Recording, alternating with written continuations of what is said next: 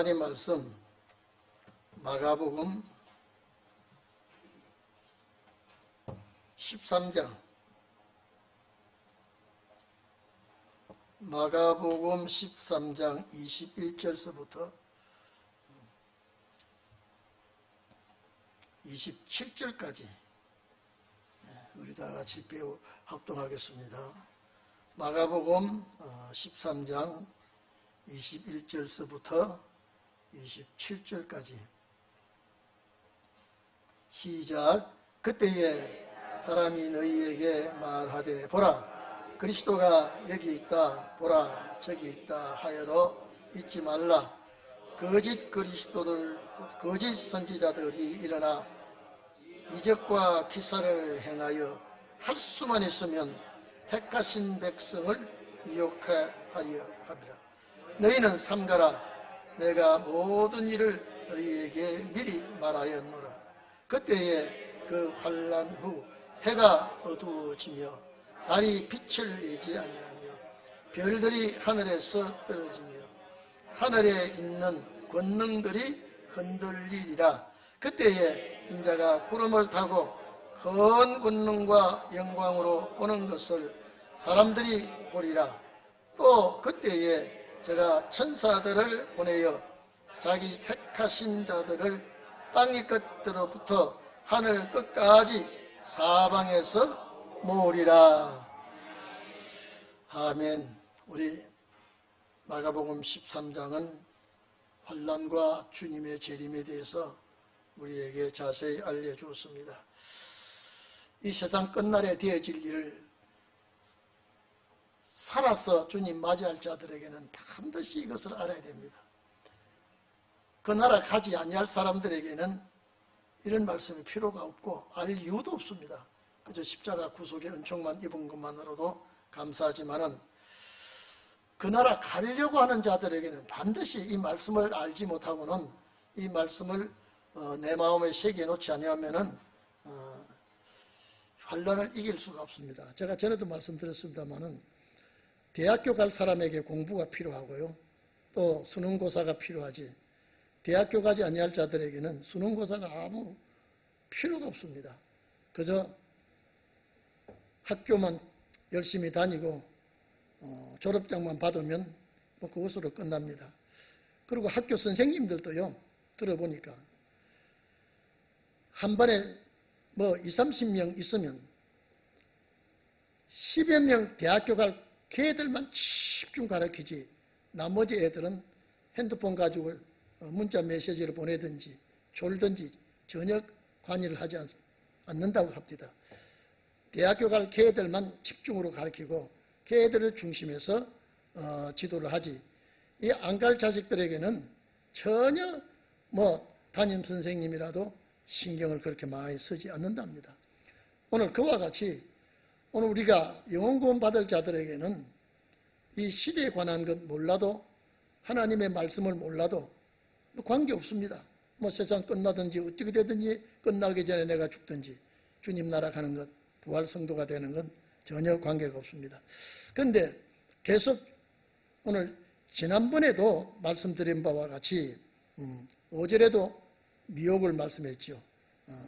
5절의 미혹을 다시 말씀하고 오늘 또 미혹을 다시 말씀합니다.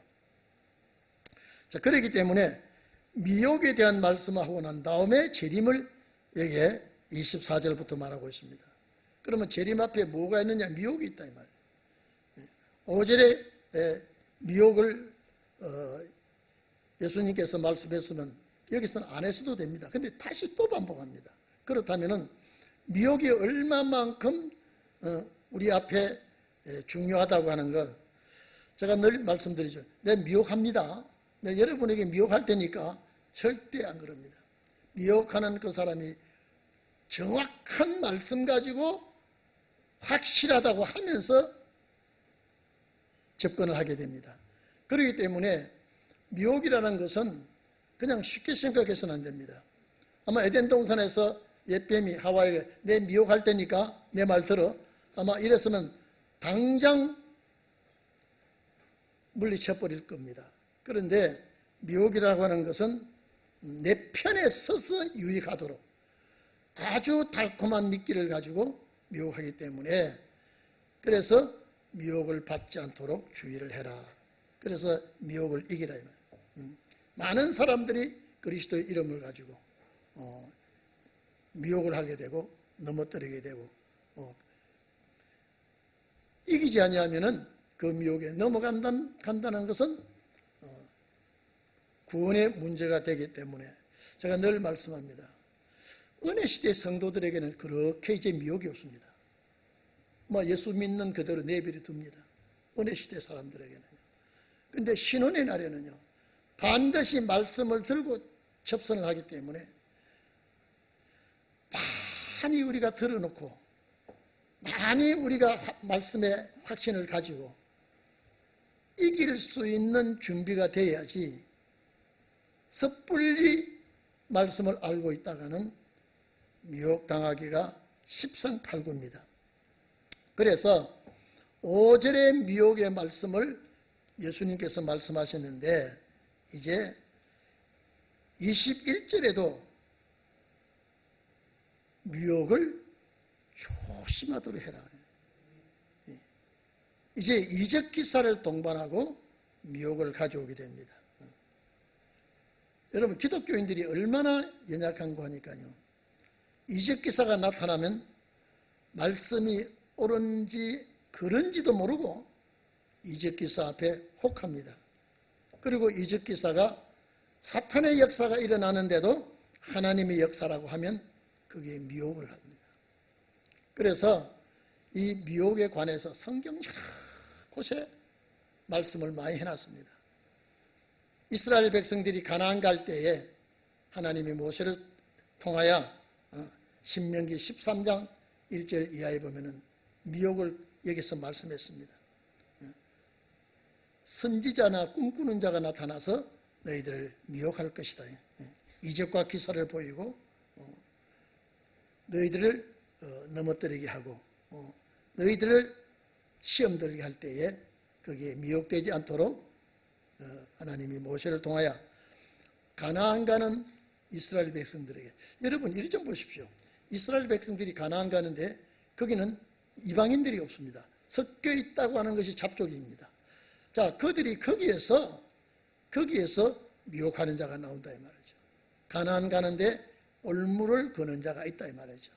그래서 우리가 참 조심해서 이적 기사가 하나님께서 모세에게 뭐라 했는가 하니까 신명기서 13장에 그 예언하고 이적 기사가 그 말대로 이루어질지라도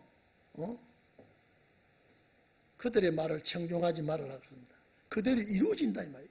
그들의 이적 기사가 이루어진다 이 말이죠. 그러니까 여러분들은 앞으로 자, 그러면 얼마나 우리를 넘어뜨리기 위해서 사탄이 발악을 하는지 우리는 알아야 됩니다.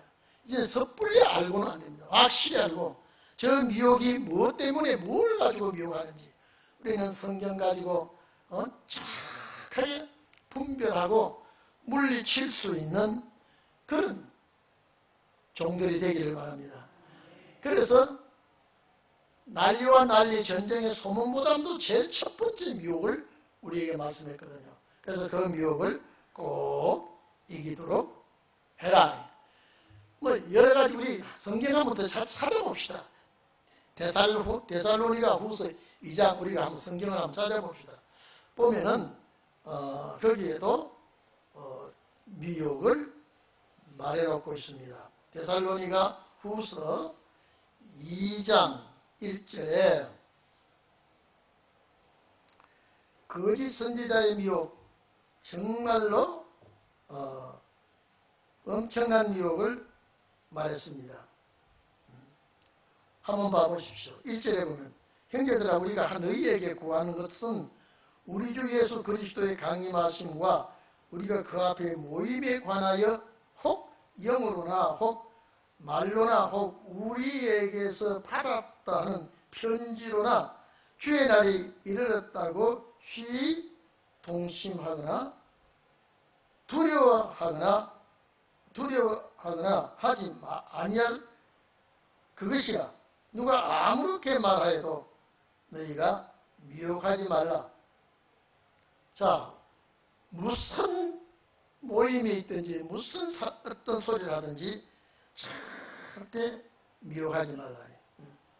이 미혹을 우리는 이길 수 있는 자가 되기를 바랍니다. 자, 먼저 봅시다. 먼저 배도하는 일이 있고 저 불법의 사람 곧 멸망의 아들이 나타나기까지는, 이게 지금 앞으로 이 신혼의 날 역사하면요 엄청난 사탄의 발악이 일어나게 됩니다. 이러지 아니하리라. 저는 대적하는 자라 범사에 일컫는 하나님이라 숭배함을 받는 자 위에 뛰어나 자존하여 하나님의 성전에 앉아. 자, 여러분, 하나님의 집에 성전에 앉아서 성경 가지고 기도하면서 이적 기사가 나타날 때 우리가요 흔들리지 아니할 수가 없습니다. 요동하지 아니할 수가 없습니다. 내가 너희와 함께 있을 때 이 일을 너희에게 말한 것을 기억하지 못하느냐. 저로 하여금 저희 때에 나타나게 하여 막는 것을 지금도 너희가 아나니 불법의 비밀이 이미 활동하였으나 지금 막는 자가 있어 그 중에서 옮길 때까지 하리라. 자, 여러분요, 성령께서 여러분과 함께 하셔서 막아주기 때문에 우리가 이기고 있는 것입니다. 성령의 역사가 우리를 도와주시기 때문에 미혹하는 영들이 접근해도 우리는 이길 줄로 믿습니다. 자, 그때 불법한 자가 나타나니 주 예수께서 그 입의 기운으로 저를 죽이시고 강림하여 나타나심으로 패하시리라. 자, 그러면 미혹이 있고 주의 강림하심이 나타났죠. 미혹이 있고 주의 심판을 말하고 있습니다. 오늘 여러분, 얼마나 미혹이 위험한지 자세히 보지 않으면 안 되게 되어 있습니다. 그래서 마태복음 24장 4절에 보면 너희가 미혹을 받지 않도록 주의해라. 많은 사람들이 내 이름으로 와서 나는 그리스도라고 하면서 미혹하게 될 것이다. 여러분, 시편 95편 10절에 보면요 광야에서 미혹이 있었습니다. 광야에서 미혹이 있었는데 그 미혹받은 자들은 다 가나안에 들어가지 못했습니다.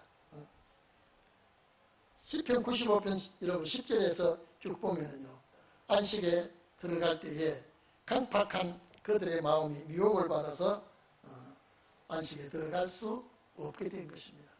그래서 제가 지난번에도 말씀드렸듯이 시험에 들지 않게 기도하라 그랬죠. 다만 악에서 구하옵소서. 우리를 시험에 들지 않게 하옵시고. 우리 시험이라는 것 자체가 미혹이 얼마나 우리에게 엄청난 타격을 주는 그런 사탄의 역사이기 때문에 얼마든지 여러분을 미혹하더라도 항상 이기시기를 바랍니다. 요한일서 7절에 봐도 미혹하는 자가 세상에 많이 나왔다고 했습니다. 이미 마지막 때를 놓고 우리에게 말씀해 줬습니다. 미혹하는 자가 많이 나와서 예수 그리스도께서 천의 몸으로 육체로 이 땅에 오신 것, 그 부인하는 자들은 다 잘못된 것이라. 요한일서 4장 1절에 봐도요 영을 다 믿지 말아요. 영의 소리를 한다 해도 다 믿지 말고 그 영이 하늘에 속했는지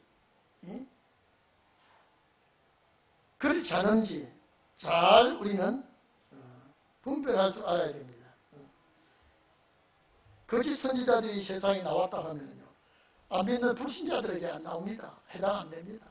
특히 신앙의 말씀을 붙든 우리에게 어떻게 해서라도 말씀을 놓치게 할 때에 우리는 확실한 말씀을 가지고 굳게 서서 이기기를 바랍니다. 베드로 후서 2장 1절에 봐도요 미혹하는 자가 거짓 선지자들이 많이 일어났다. 많이 일어났다. 멸망으로 인도할 그런 사탄들이 우리를 접근해 와서 별의별 소리를 다 합니다. 하나님의 말씀을 흐트러 놓고 확실하게 믿지 못하도록 우리의 마음을 흔들어 놓게 있는 것입니다. 우리 본문 또 좀 봅시다. 그리스도가 여기 있다, 보라, 저기 있다 해도 믿지 말아요.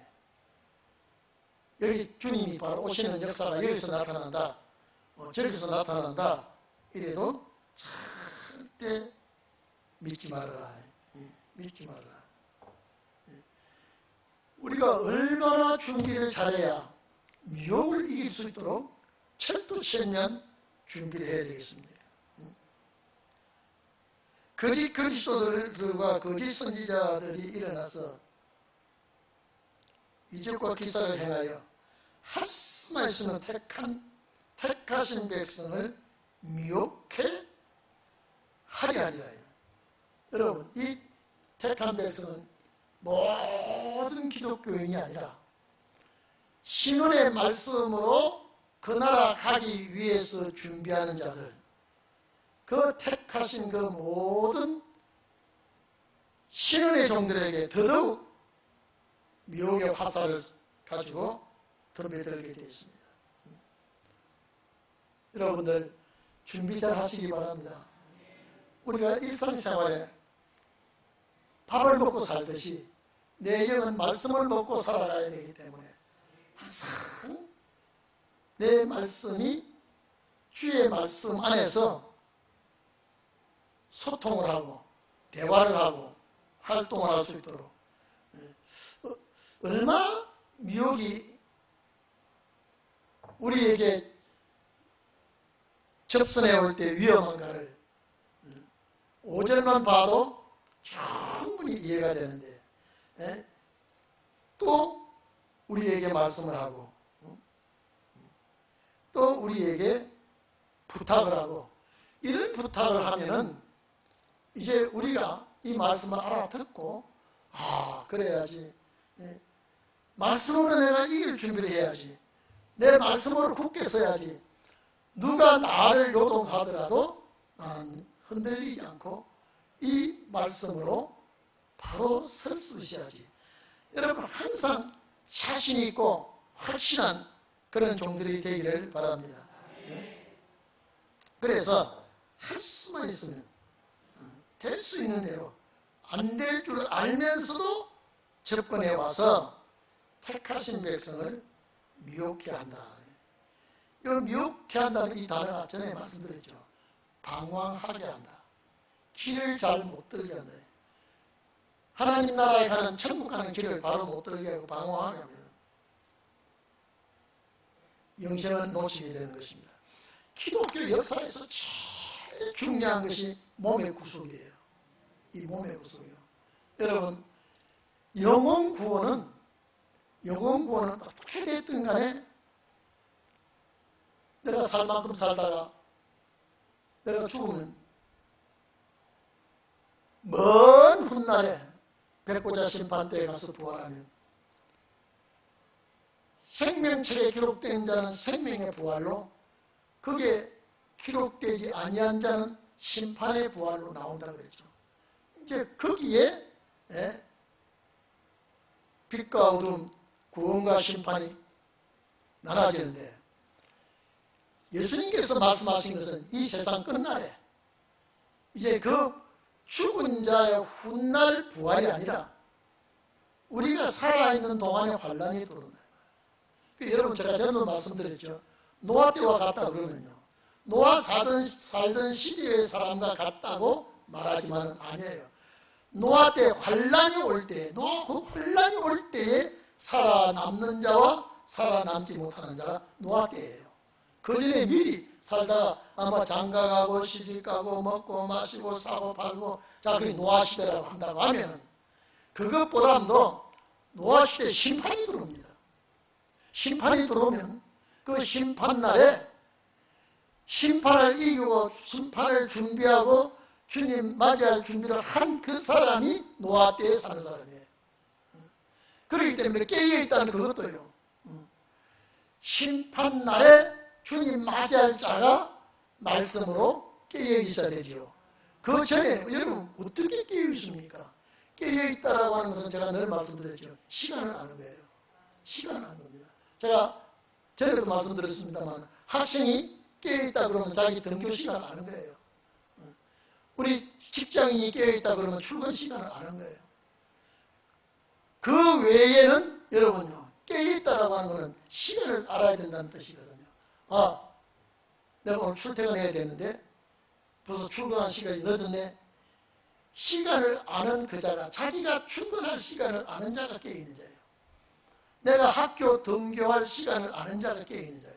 그 다음에 깨어있다고 말할 수 없습니다. 오늘 우리는 이 시대에 정말로 깨어있는 자가 되기를 바랍니다. 그 깨어있다라고 하는 그 자체가요, 정말로 힘들고 어려운 것입니다. 밤중에 깨어있는 것도 소용이 없습니다. 여러분, 내가 7시에 출근할 것 같으면 2시, 3시에 깨어있는 거 소용없습니다. 2시, 3시는 잠을 자야 되는 시간에, 그러면 7시에 출근한다 그러면 반드시 6시는 깨야 돼요. 그게 깨어있는 거예요. 자기가 어떻게 준비해야 되는 걸 아는 사람이에요. 그렇기 때문에 오실 주님을 우리는 기다리고 있지 않습니까? 어쨌든 우리는요, 주님 맞이하는 것이 소원이요, 목적이 그것입니다. 그래서 깨어있다라고 하는 것은 제가 육신의 잠에서 깨어있는 것이 아니라 영적인 면에서, 이 영적인 면에서 말씀을 보면서, 시대를 보면서, 아, 이래가지고는 안 되겠구나, 이래가지고는 내가 어떻게 주 앞에 설 수 있겠는가. 그래서 항상 기도하면서 말씀 묵상하고, 우리가 눈을 감고 기도하지만 길 가면서도 기도하고요, 운전하면서도 기도하고, 꼭 눈을 감아야 될 때는 감아야 되지만요, 길 가면서도 주님과 교통하는 생활, 주님 오실 때에 못난 종을 기억해 달라고, 나는 부족해도 능하신 주님 손에 부탁하고, 이렇게 우리는 살아야 됩니다. 이렇게 미혹한다 이 말이에요. 택하신 백성을 미혹한다. 신혼의 날을 기다리는 그 종들을 미혹한다 이 말이에요. 자, 그래서 너희는 삼가라 이 말은, 삼가라 이 말은요, 자, 주의해라 이 말이에요. 주의해라. 여러분, 어떤 사람 그 사람 삼가야 돼, 조심해야 돼. 이 말은 그 사람 때문에 내가 속을 수 있고 내가 이용당할 수 있으니까 그 사람을 삼가해야 된다는 것은 참 조심을 해라, 주의를 해서 살도록 해라. 그저 펑 퍼져서 될 대로 되라고 하면은 이거는 마지막 신혼의 날에 사명이 아닙니다. 종이 아닙니다. 그렇기 때문에 너희는 꼭 삼가라. 왜? 이런 심판이 오기 전에, 미혹이 오기 전에 미리 말해준다 이 말이에요. 미리 말해준다는 것은 뭡니까? 준비하라는 거거든요. 그래서 여러분들은 그저 날마다 나는 목적이 이 땅에 살고 생을 마감하는 것이 목적이 아니라 나는 이 땅에 훈련받으러 왔고 사명 감당하러 왔다고 생각하십시오. 네? 사명 감당하다가 나는 주님 맞이해야지. 내가 사명 감당하기 위해서 주께서 나를 훈련시키고 있다, 연단시키고 있다. 여러분, 보통 기독교인들이요, 안식일을 그렇게 지킨다라면 교회 왔다 가는 거로 끝납니다. 교회 왔다 가면 안식일 지키는 걸로 생각합니다. 절대 아닙니다. 안식일 지킨다는 것은 주님과 교제하는 겁니다. 주님과 교통하는 거예요. 주님의 말씀을 듣는 거예요.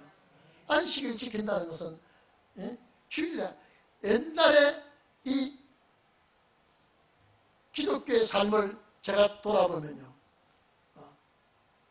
어쨌든 11시면 11시 예배 딱 갔다 오면요, 안식일 그렇게 지킨 줄 압니다. 그러고 내 마음대로 뭐 하고 싶은 대로 다 합니다. 안식일 그렇게 지킨다는 거거든요. 그래서 안식일 이것도 하지 마라 저것도 하지 마라는 뭐냐면요, 말씀에 집중하고 주님을 생각하라는 거예요. 주님을 제일 생각하는 날이 안식일 날입니다. 그래서 주님은 이 날을 복주기로 결정했다. 천지 창조 이후에 복을 주려고 하는 날은 안식일이라. 오늘 우리에게 천국 갈 수 있는 말씀을 우리에게 주고 갈 수 있도록 우리에게 가르치는 것이 오늘 복된 날의 진리입니다. 그래서 삼가라, 주의해라 이 말이에요. 주의해라. 이 말은 조심하고 항상 마음의 긴장을 풀지 말고 살도록 해라. 내가 모든 일을 너희에게 미리 말하였노라. 그때 그 환난 후에 해가 어두워지며. 자 보십시오. 미혹이 있은 다음에 세상에 혼란이 옵니다.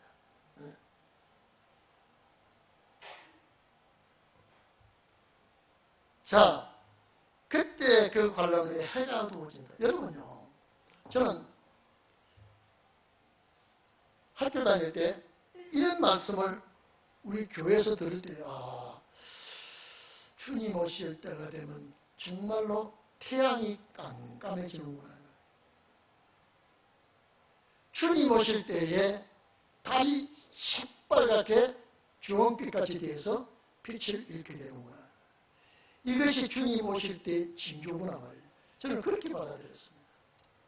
오늘 여러분요, 해가 어두워진다 그러면 진리가 어두워진다는 겁니다. 여러분, 구약 말기 때 주님이 빛으로 왔다는 것은 구약 시대가 어두워졌다는 거거든요. 해가 어두워진다 그러면 이 땅에 진리가 어두워져요. 진리가 어두워져요. 그리고 참 성도가 먹을 양식이 없어요. 먹을 양식이 없어요. 교회 가는 건 양식 때문에 교회 가는데요, 내 영의 양식을 구하러 이 교회 가는데 그냥 예배 시간 참석하기 위해서. 저는 참 죄송할 때요, 죄송한 것은요, 목사가 되기 전에 집사가 되어 있을 때요,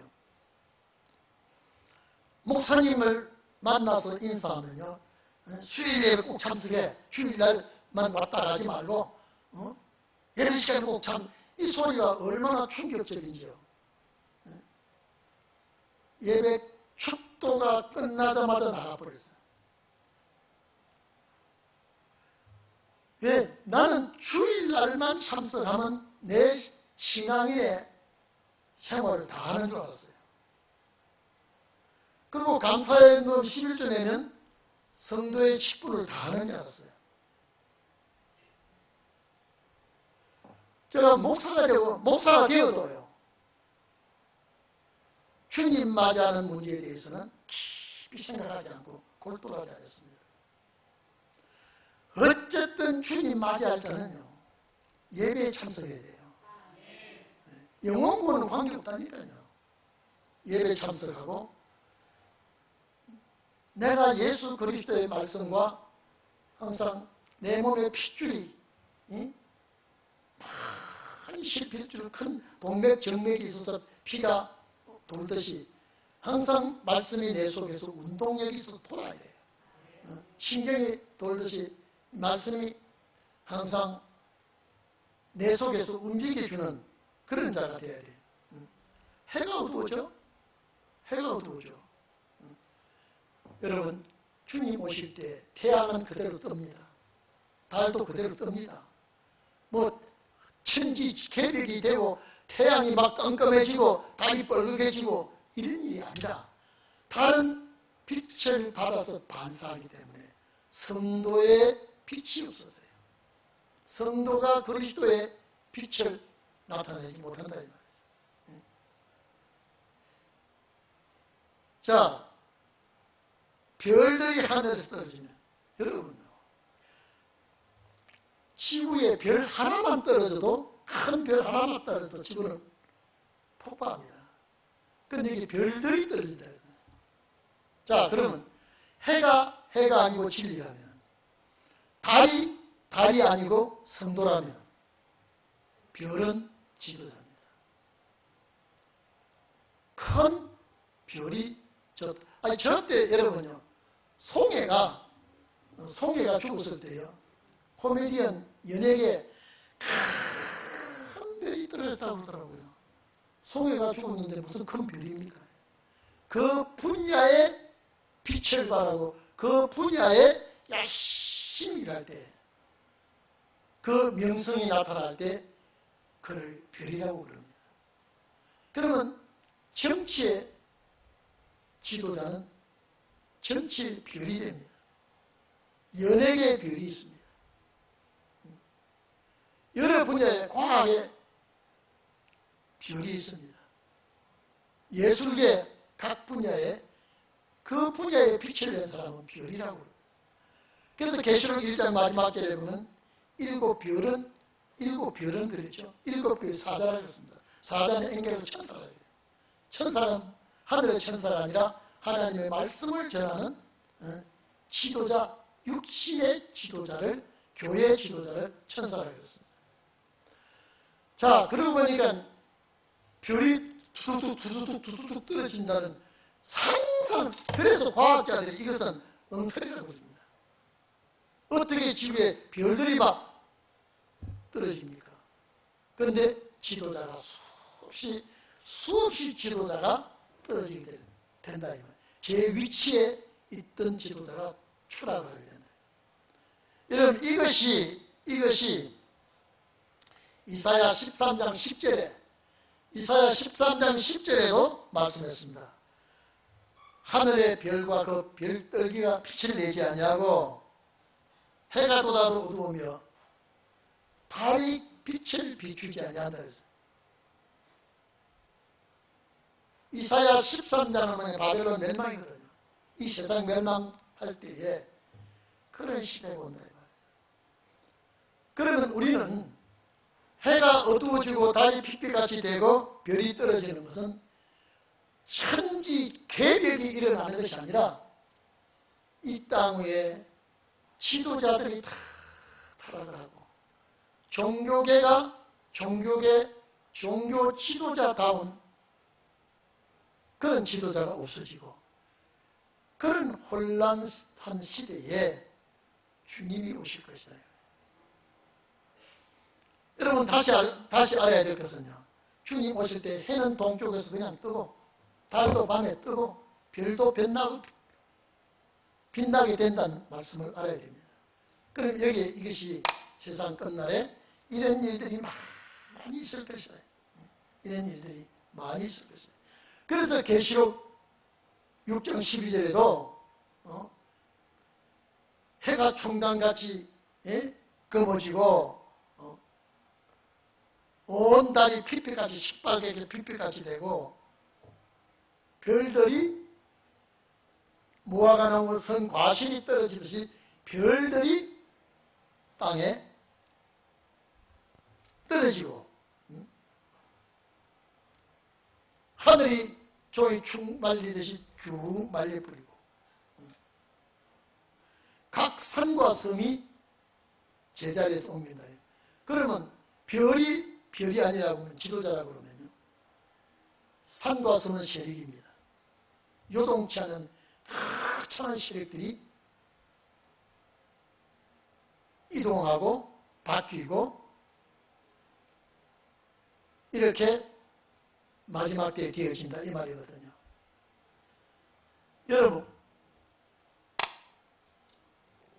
살아서 그 시대에 가야 되고 그 축복을 받아야 될 사람은요, 이 말씀들을 알아야 돼요.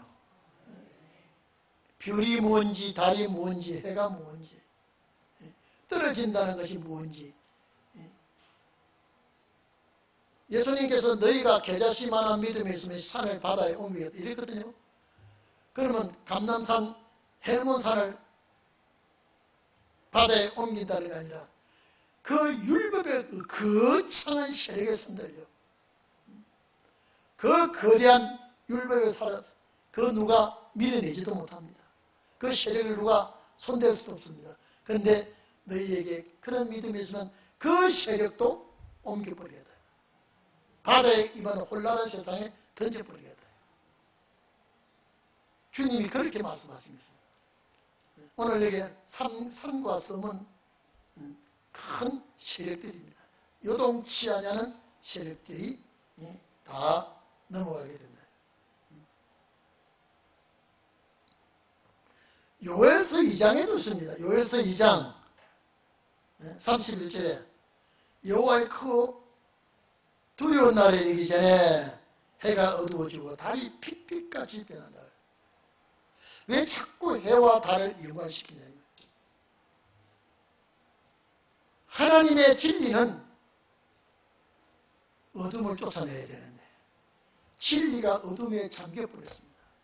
진리가 어둠에 잠식이 됐어요. 여러분, 은혜시대, 초창기 은혜시대 때도요, 정말로 기독교가 국가를 살렸습니다. 우리나라도요, 6.25 때 미국과 서양에서요 많은 선교사들이 와가지고 첫째 학교를 지어줬습니다. 병원을 지었어요. 그리고 복음 역사를 했습니다. 그러니까 또 구호문자 나눠줬습니다. 얼마나 부흥이 잘 됐는지, 얼마나 복음 역사가 퍼졌는지, 6.25의 그 처참한 전쟁 속에서 기독교는 꽃이 피었습니다. 굉장히 발전하고 부흥이 됐습니다. 이제는 개척교회 안 됩니다. 지난번에 우리 목사들 만났을 때요, 교회 문 닫은 숫자가 얼마더라요? 이건요, 성도들이 코로나라는 병이 생겨가지고 성도들이 교회 오는 출입문을 막아버렸다. 코로나 때문에 예배가 중단되고 이제 비대면 예배가 되니까요, 처음에는 의색하고 처음에는 이것이 비대면 예배가 그냥 그나마도 교회 왔다 가는 그런 발걸음들이 딱 비대면 예배가 되고 나니까요, 처음에는 의색하고 이게 예배인가 이랬는데 오히려 그것이 숙달이 되고요, 아직 정착이 되니까 교회 안 나와요. 젊은 세대가 이제 교회 안 나오고 있어요. 엊그제 방송에 들어보니까 유럽 쪽에는 거의 다요, 교회 문 닫았어요. 유럽 쪽에는요. 교회 가는 분들, 옛날에 수천 명 모인 교회가 지금 노인네들 20-30명 모인다고? 그러니까 20-30명 모이니까 그 큰 교회를 운영이 안 돼요. 안 돼서 하려고 내는 교회가 얼마나 많은 겁니다. 그 중에 일부는요, 이슬람 교회가 사들였어요. 여러분, 저렇게 방송 들어봤는지 모르겠습니다만은요, 그 중에 일부는 그런 교회, 이슬람 교회가 사들여가지고요, 이슬람 사원이 거기에 들어가야 되고, 일부 교회는 또 도서관이 들어가고, 일부 교회는 술집으로 바뀌었더라고요. 이게 유럽 교회의 상황이. 그런데 거기서 한국 교회도 멀지 않아서 교회 운영에 봉착할 교회가 많이 나올 것이다. 이것이 세계적인 현상이라 어떻게 하여튼 그 몇 천 개, 몇 만 개가 돼요. 유럽에 내놓은 교회가요. 왜 그러느냐? 그 어마어마한 교회가 운영비가 도저히 안 된다는 거예요. 운영비가요. 그러니까 결국 매물로 나왔는데, 안타깝게도 술집으로 바뀌는 그런 교회, 이슬람 교도들이 사들여서 사원을 만드는 교회, 도서관,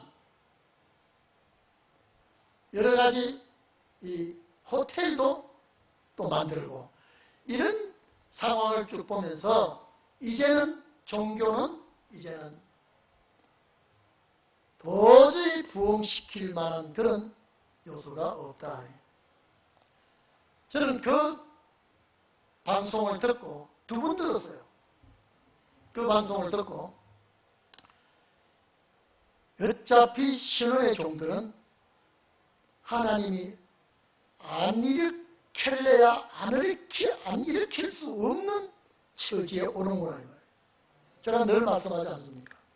이 앞에 나무들이 겨울에 바싹 말라 죽은 나무같이 되어 있지만 살아있어요. 죽은 것 같지만, 그런데 따뜻한 바람이 불고 비가 오고, 자연이 그렇게 해주니까 이 나무가 우미 트고 상이 나고 꽃이 피었다. 그 나무 힘은 하나도 있는 게 아니에요. 나무 자기 자력으로 되는 게 아니에요. 사람만 있으면. 바람이, 남풍이, 따뜻한 바람이 불어주고 비가 와주고, 그러니까 땅속에는 자양분을 흡수해서 잎이 피고 꽃이 피는 거예요. 오늘 여러분, 우리가 신혼의 날까지 살아만 있으면, 이 말씀 붙들고 살아만 있으면 반드시 하나님의 역사가 일어나야 되게끔, 저는 그 방송을 듣고 이제는 일어날 때가 왔구나. 이제는 어쩔 수 없이 하나님은 종들을 세워서 일으켜야 될 그런 날이 오게 되겠구나. 그래서 오늘 여기 한번 봐보세요.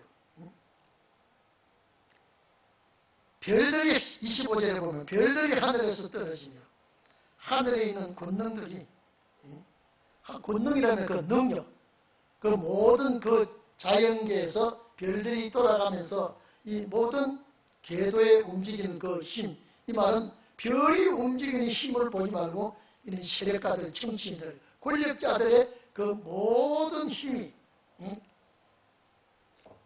요동치고 흔들리게 된다. 그때 인자가 구름을 타고 권능과 큰 영광으로 오는 것을 사람들이 보리라 이 말이죠. 이래놓고 주님 안 오세요? 예? 사람들이 보게 될 것이다. 예수님께서 사도행 1장에 보면 감람산에서 성천하시면서 하늘로 올리우신 예수는 너희들이 보는 육의 눈으로 볼 수 있게 온다 그랬거든요. 그런데 제자들은 자기 시대에 올 줄 알았거든요. 아니에요. 신혼의 날이 오지 않고는 주님 재림하지 않습니다. 그래서 우리는 그날을 확실히 기다려야 되겠습니다. 자, 그러니까 권능들이 흔들리고 그때 인자가 구름을 타고 큰 권능과 영광으로 오는 것을 사람들이 보게 될 것이다. 오늘 이 말씀이 마태복음 24장 30절하고 누가복음 21장 27절 28절에 기록이 되어 있습니다. 그런데 누가복음에는 이런 21장 이런 일이 일어나기 시작하거든 일어나 머리를 들어라, 너희 구속이 가까우니라. 예? 머리를 들어라 이 말은 뭐냐, 이제 맞이할 준비하라는 거야. 깨어있으라 이 말이야. 그러면 너희 구속이 가깝단 말이 뭡니까? 주님 맞이할 때가 가까이 와요. 이 구속은 몸의 구속입니다. 이 죽을 사람에 관해서 하시는 말씀이 아니라 이 말이에요. 그 하늘의 천재 지변이 일어나고, 자, 정치가 흔들리고 종교가 어두워서 요란이 되고 혼란이 되고 이런 모든 일이 일어날 때에, 주님 오실 때에 너희는 일어나 머리를 들어라, 너희 구속이 가까우니라. 너희 구속, 이게 몸의 구속. 그래서 여러분 이 몸이 참 귀한 몸이니까요. 그래서 제가 늘 은혜 시대 때는 금식을 많이 하고 하지만 시련의 날에는요, 가끔 육체를 이거를 아껴줘야 됩니다. 육체를 그냥 가만 놀리라는 말이 아니라 운동할 때는 운동하고 활동할 때는 활동하고 일하고 하지만 우리 생각과 사상을 바꿔야 된다 이 말이에요. 이 몸이 성령을 담을 그릇이니까 이 몸이 없으면 성령이 안 담겨져요. 신원의 역사를 못합니다. 이 몸이 성령이 담겨야 될 그릇이시니까. 그래서 예수님께서 제자들에게 3년 동안 그 그릇을 닦았습니다. 고기 잡고 돈 벌어서 생활하는 그 어부의 그 생각과 사상을 3년 동안 닦은 그릇에 이름이 성령 부었거든요. 우리에게도 하나님의 역사가 임할 때에 우리 이 몸을 잘 닦고 훈련시키고 잘 보관했다가 늦은 비 성령 받으면 그 순간에 역사가 일어나게 되니까. 그래서 은혜 시대 때는요, 이 썩을 몸, 그런 말 했죠. 죽으면 흙으로 돌아갈 놈. 응? 죽으면 흙으로 돌아갈 몸이니까 아이고 일이나 시원하게 해보자. 죽져서 다 일해보자. 아니에요. 너무 심하게 육체가 아주 이그러지도록 심하게 고통하면 안 됩니다. 적당히 일하고, 그래서 밤에는 쉬게 하고 낮에는 활동하고, 우리가 인간의 활동을 이렇게 하면서 이 그릇이 성령 받을 그릇인 줄로 확실히 믿기를 바랍니다. 그래서 계시록 1장 7절도 볼지어다 구름을 타고 오시리라. 이 구름은 영광을 상징하는 것이죠. 각인의 눈이 그를 보겠고, 찌른 자 뭡니까? 그 당시에 예수님이 찌른 자가 2000년 후에 본다는 게 아니라 이 예수님께서 하신 말씀을 대적하고 말씀을 받아들이지 않고 해방하는 것은 오히려 주님을 찌른 자입니다. 왜? 말씀 자체가 그리스도니까요. 그를 찌른 자도 볼 것이죠.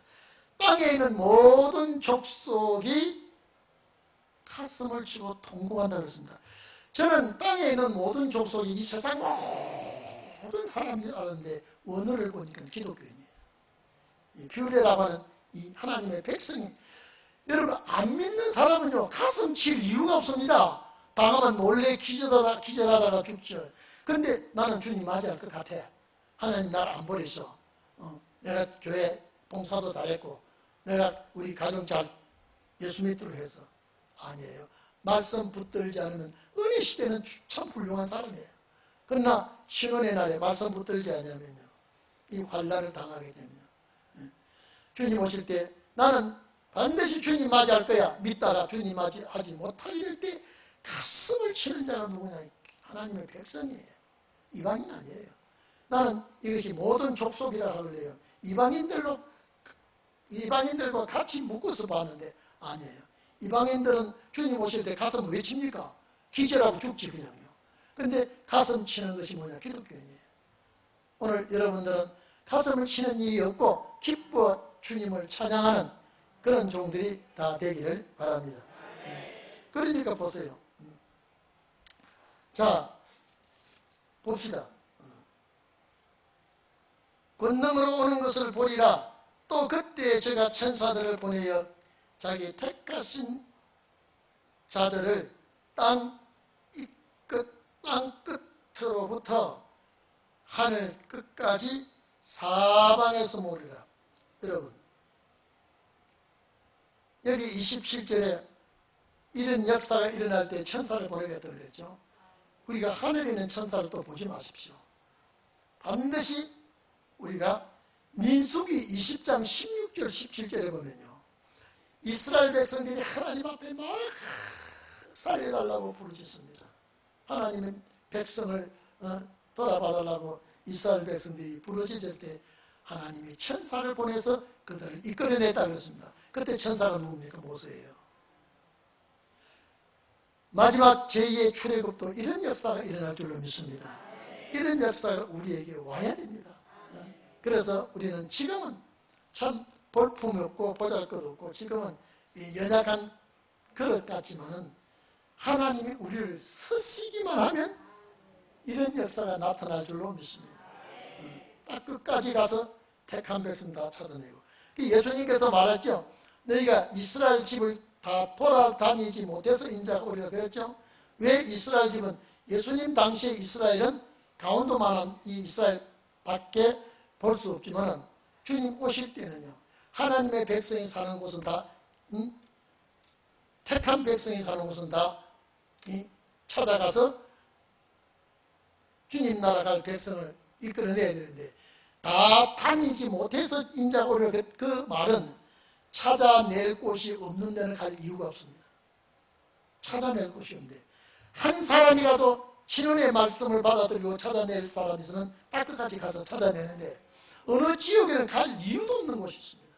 저희는 하나님 백성 찾아낼 곳이 없다 이 말이에요. 그러면 거기 다닐 필요가 없습니다. 그래서 인자가 오리라. 성경 우리 사복음서 보면요 주님 오신다는 소리를 수없이 많이 났습니다. 누가 들으라고요? 우리 들으라고요. 누가 준비하라고요? 우리가 준비하라고요. 그래서 이 말씀을 우리는 명심하시고, 왜? 이런 말씀을 다 하시고 이제 십자가에 주님 할 말씀 다 하시고 부탁할 말씀 다 하시고 다 깨달을 자는 깨닫도록 하시고 이제는 십자가 지러 갑니다. 우리 때문에 이런 모든 말씀은요 제자들에게 이 말씀이 해당이 안 됩니다. 왜? 그 당시에 순교하고 첫째 부활에 참여할 자들이기 때문에. 그러나 세상 끝날에 여러분 제자들이 신원의 말씀도 몰랐다니까요. 신원이 있는 줄도 모른다니까요. 제자들은요. 우리가 때가 되니 신원이 알고요. 신원의 날도 알고 신원의 말씀도 알고 신원의 역사도 알고 신원의 종도 알고 신원의 종의 늦은 성령도 알고. 그래서 우리는 준비하는 자가 되어야 됩니다. 기도합시다. 고마우신 하나님 아버지, 예수님께서 2000년 전에